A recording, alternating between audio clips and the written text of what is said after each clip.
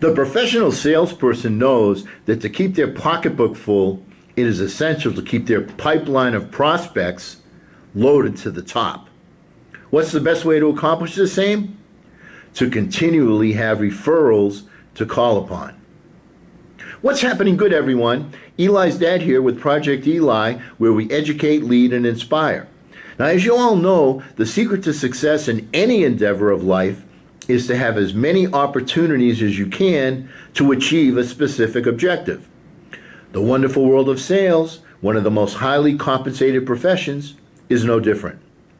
What the professional salesperson knows is that there is no better prospect than one that is referred to you. Why? Because the prospective client has already heard good things from a trusted friend, relative, or associate that recommends you. That recommends you, that recommends your product, that recommends your service. Listen along with Eli as I mentor him about referrals. Eli, may I ask you a question? Let's suppose that you have a special date, either with your main squeeze or someone that you might like to become your main squeeze. You're looking to impress. Your very best friend in the world tells you about a restaurant that has outstanding food to die for, and it is romantic beyond belief. The ambiance made your friend's date melt like butter. It's expensive, but this is a special date. Wouldn't you be more apt to use this restaurant as your venue based on the recommendation of your friend because of his referral? Word of mouth from a trusted friend carries some weight, doesn't it? A recommendation removes skepticism. Before I go into the mechanics of getting referrals, I'd like to tell you a story that illustrates why the professional salesperson is so keen on asking for them. Listen to this, Eli. When I was selling food and freezer programs in California, one of the main features of our service was the quality of the meat. I would ask my prospects, did you ever go into a fine restaurant, order a steak, cut it with your knife, and realize how tender it was compared to what you cook at home?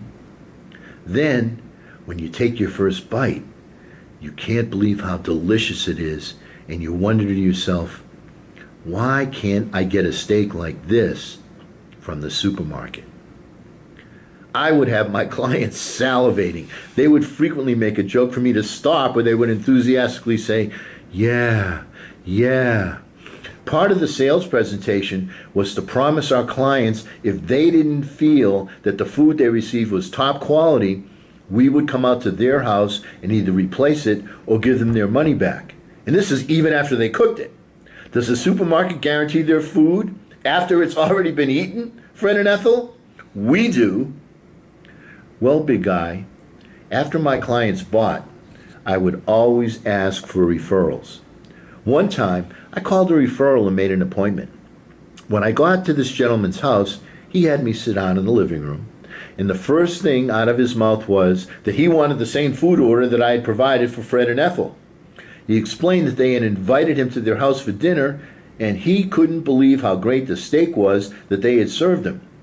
Now, this was not an isolated experience, but none of it would have happened if I didn't ask for referrals. Let's go over the method for asking for referrals. Now, first, remember that your clients in an in-home presentation can tend to be reluctant and uncomfortable about sharing names. You've got to make it easy for them. Always ask for referrals whether you made the sale or not. There will be times when you will not be able to overcome the amateur attitude of, I want to think it over, or we just don't have the money right now. Do you want to walk away empty-handed? I don't. If you have closed properly, your client has agreed to the virtue of your product or service, but still stubbornly refused to buy. Now, you're there to help them, but sometimes people refuse to be helped, like the drug addict or the alcoholic. Even though they don't want help, they know people that do want help. If you don't ask, you'll never get any prospects from them. Here's how you ask. Now, you know, Fred and Ethel, I can see that you like what we talked about here tonight, but like many things in life, the timing was not good. Am I right on that? Now, at some future time, the timing may be better, and I want to make sure that you'll be able to contact me when that happens. Fair enough? Now, I'm going to give you my business card, but I know through numerous experiences that business cards can be lost. Now, do you write down your important phone numbers in an address book, or do you transcribe them on your phone? Well, great. I'd like you to put my name down, and let's file it under food, or insulation, or solar panels, or whatever your product is. Okay? Let's also put it under my name, Eli's dad. Now, Fred and Ethel, understanding the importance and need for what we do, I'll bet that there are other people that you know that would benefit from our service, right? Now, who's the very first person that comes to mind? Now, Eli, what do they now have sitting right in front of them? The phone information for the people that they know. Listen carefully to this. This is where most salespeople cost themselves a lot of money. When you ask who is the first person that comes to mind, all you do is jot down the name. That's it. You don't ask for more detailed info about that person yet. In fact, let's suppose they say, Tom, our neighbor.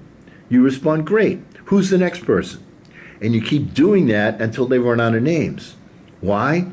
Because if you start to ask for contact info immediately, they're going to start to think to themselves, am I going to have to do this work for every single name? I think I just got amnesia. So just get the names. When they're done giving you the names, just get the phone numbers. When you have finished getting those, you may ask them about the referrals. Are they married? What's the spouse's name? Do they have kids? What's your relationship to them? But not too much, just enough. Then what you do is to coach them on what to say to these prospects if they call to inquire. Tell them that he'll talk to you about saving some money, and we found it very interesting. I don't want to tell you too much because I know you'll like what he has to say. We did. Trust me, and let me know what you think. So please, Fred and Ethel, don't tell them everything. Let me have some fun too, like I did with you folks. Now, if you made a sale, congratulate them for becoming happily involved and making a good decision. Then tweak your referral presentation a little bit.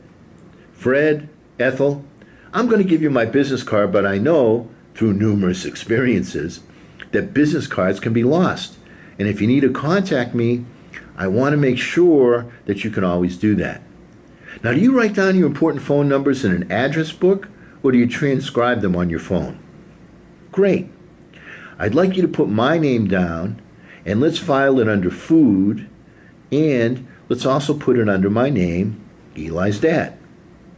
Now, Fred and Ethel, understanding the importance and need for what we do, I'll bet there are other people that you know that would also benefit from our service, right? Who's the first person that comes to mind? And then just repeat the same procedure. I always found when calling a family situation that Sunday evening around 7 o'clock was a good time to call.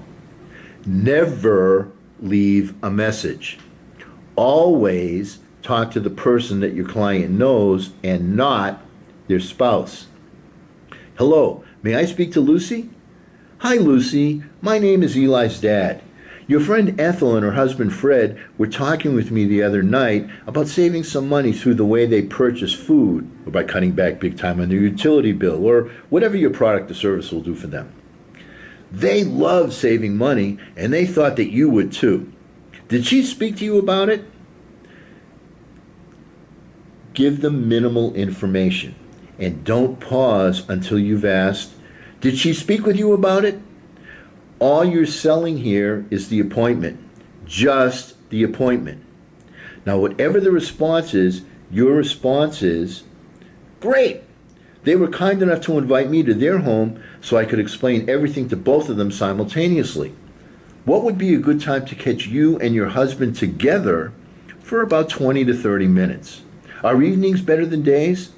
Once again, don't pause until you've given Lucy her choice of days or evenings. That's the question you want answered.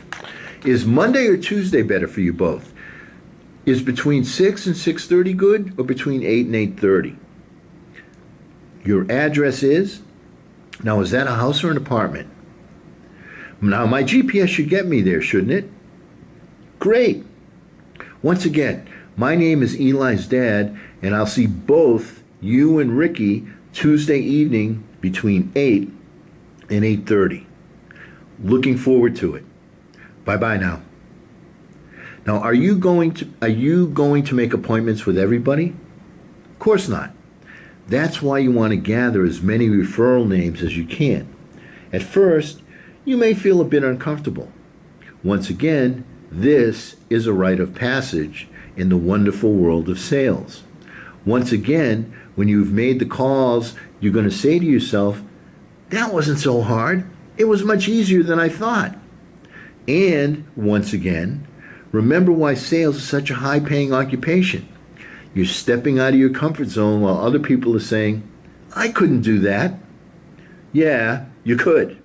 And once you do so, you'll become more and more comfortable. In fact, I always thought of Sunday nights as dialing for dollars. You will too. Our next session on sales will be the last one of this series. We will discuss some strategies, some whys and becauses, and do some reviewing. As an example, you're going to learn that at every presentation, a sale is made. Either you sell your client or your client sells you. We'll talk about why next time. Now, please be certain that you subscribed and click the notification bell to receive new videos as they are released. I look forward to your comments, questions, and your constructive criticisms.